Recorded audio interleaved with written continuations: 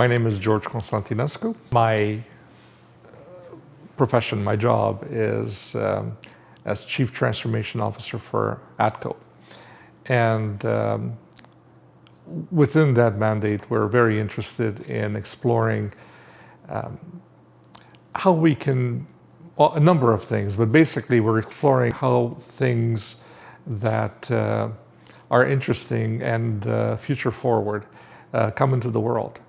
We're very interested in continuing the legacy of success that ATCO has enjoyed, and in that mission, in that sense, we really want to get to find the secret of how people can be reliably successful, how people can innovate, and so it really was a product of that journey that we ended up with Tack-Tek.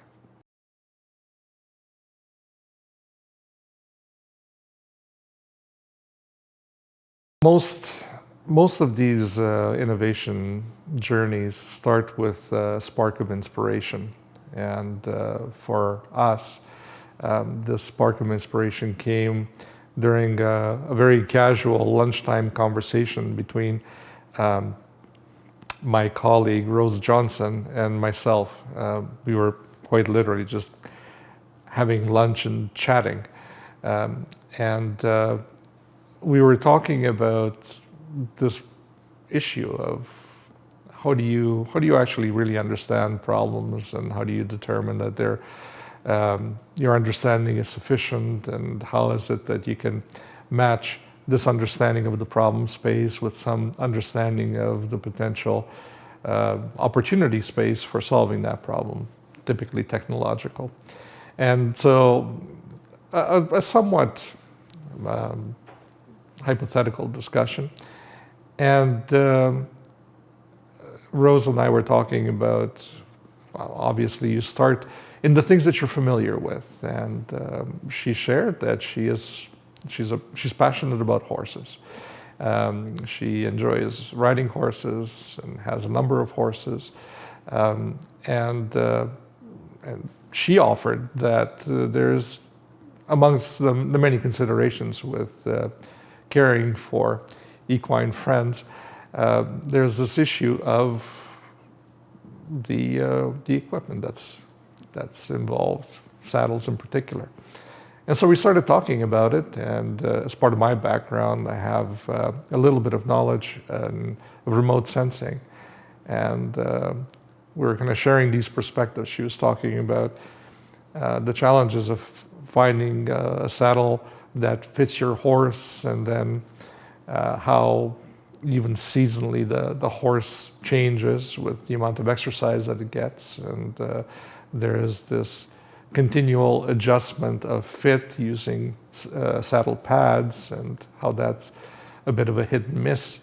And I shared with her that, is there perhaps a technological way to approach it? Can we use some of the remote sensing capabilities that we have, which to my knowledge have not been applied to this area, to perhaps do something to address the problems that she was highlighting. And this is how this whole venture was born. Just conversation and friends sharing their respective areas of knowledge. And we decided that, as much as anything, this would be a great opportunity for us to test these processes that we were developing about problem definition and solution forming and testing, and many months later and a lot of effort later, here we are with an actual product.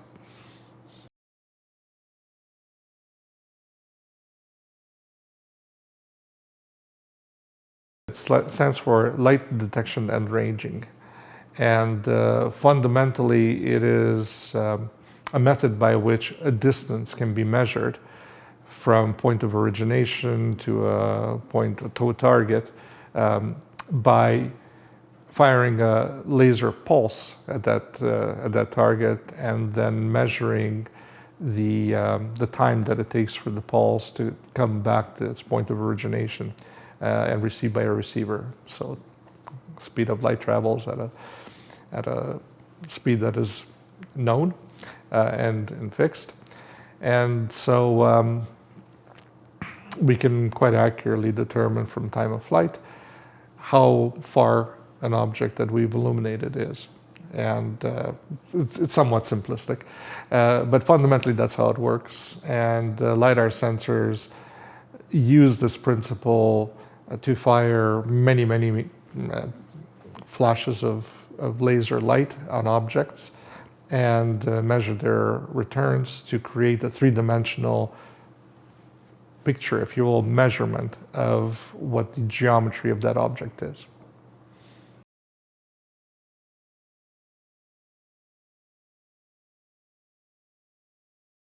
As a measurement technique, it fundamentally does what you would want an accurate measurement technique to do. It allows you to create a three-dimensional model, an accurate three-dimensional model of an object that you're interested in. And there are ways in which you can do this manually. They're all much more cumbersome and typically much less precise. So it's a very convenient way of determining very precisely what a three-dimensional object actually measures like. I want to say looks like, but obviously it's not what it looks like, it's what its geometry is like. And typically when these measurements are done, they're done in conjunction with also a photo. And so you can, in fact, have both what the object looks like and what its geometry is very accurately determined. The challenge, especially with, let's say, a living animal, which tends to not be static, it moves. The challenge is to have repeatable measurement, and obviously something that takes a long time, like a manual method, which take a long time, and it's, perhaps it interacts with the animal in a way that may make the animal move in some fashion, is less precise. The method that we have employed is very precise. It's very fast, and it doesn't require the animal to be tolerant to any kind of interaction. And as an additional plus, this sensor technology is found in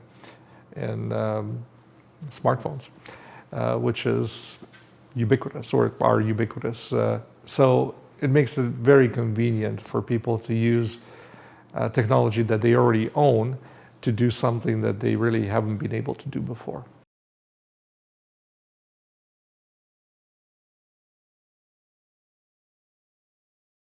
In this journey, we've had the privilege of learning from a lot of traditional practitioners of the arts, the equestrian arts in particular.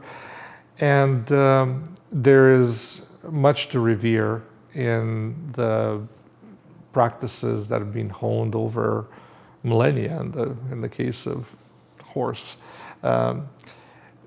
There is a lot of wisdom that is contained within those practices, and I wouldn't say that technology can displace any of it. But I do think that there may be opportunities to augment it in a positive way. And my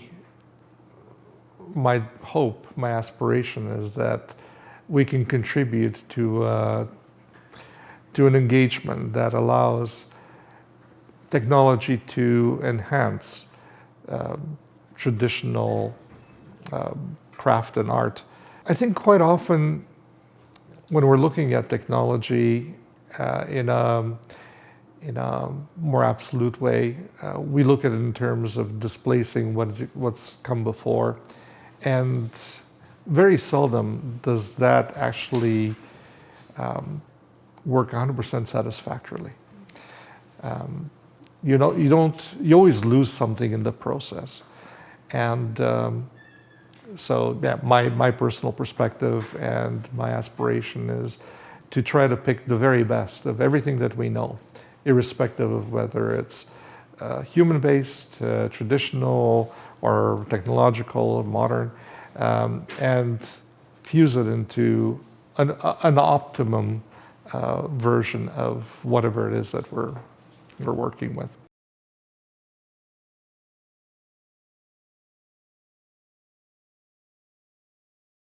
Well, very passionate people, and very, very brave. I've ridden a horse once. I've fallen off that horse once, and I think I'll stick to motorcycles from here on in. Yes, a huge admiration for the skill that these people have, and huge admiration for the connection that they're able to forge between rider and horse. And yeah, a truly remarkable culture, and it does represent a culture which is remarkable. I've come to know and have made many friends within the equine culture, and yeah, there's much to admire and lots to learn from. What strikes me is that every person that I've met that is passionate about horses is extremely passionate about horses. They love these animals.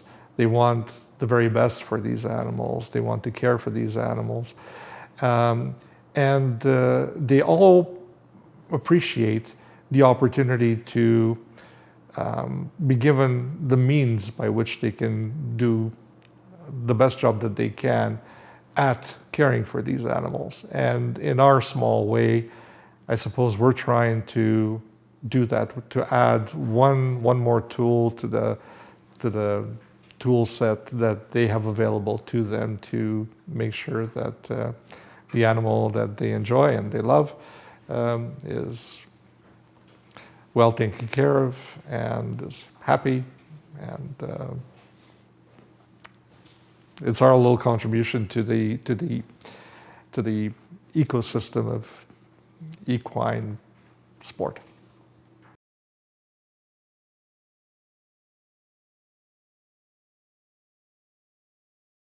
Well, it's a fantastic learning opportunity.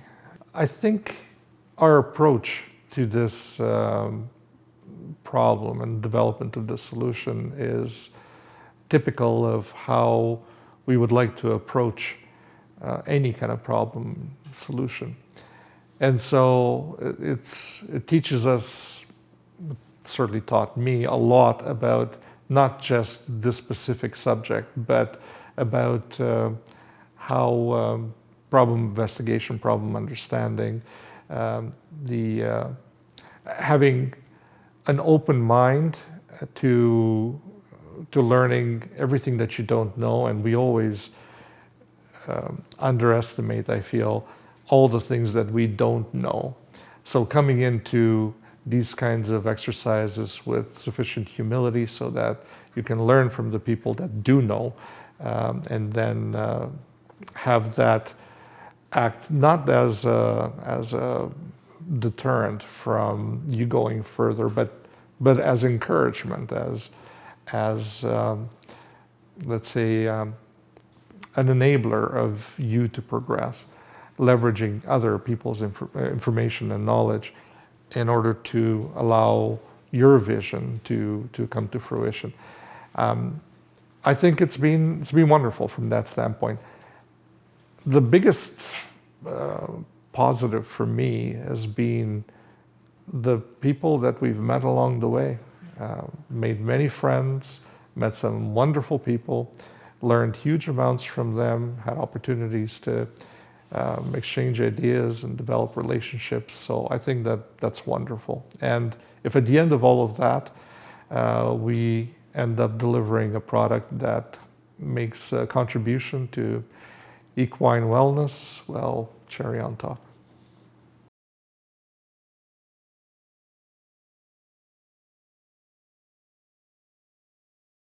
it's really important to understand the problem that you're trying to solve. And most of us have a tendency to begin at an idea, which is fundamentally a solution. And within that idea is a definition of a problem that we're trying to solve. But more often than not, the problem that we're trying to solve perhaps is perhaps not well understood, or maybe not really reflective of reality. It's just the thing that fits best with our solution. And it really pays to take a step back and reflect about what the problem actually is, and be patient and undertake a disciplined process to validate what the problem is. More often than not, our sense is right in that there is an issue, but also more often than not, our sense is wrong in what that specific issue actually is. So taking the time, investigating what the problem actually is, and then starting on the solution journey from that point can be very, very beneficial. It seems like maybe you're not moving fast. It may seem like you're taking a step back, but really is a step forward. And once you start at the right place and you're generally aiming in the right direction, then yes, by all means, you can move very, very fast. And chances are you're going to hit some beneficial part of the target. It's self-evident that if you do the opposite, if you start in the wrong place, heading in the wrong direction, moving fast just takes you further away from where you need to be. So.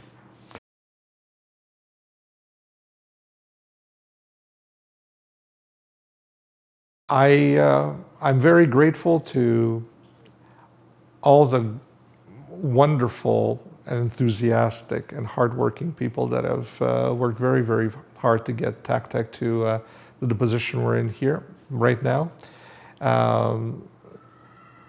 Hugely valuable contributions from Chuck Storms, a legend of saddle making, and many, many, many others who've contributed their knowledge to this journey.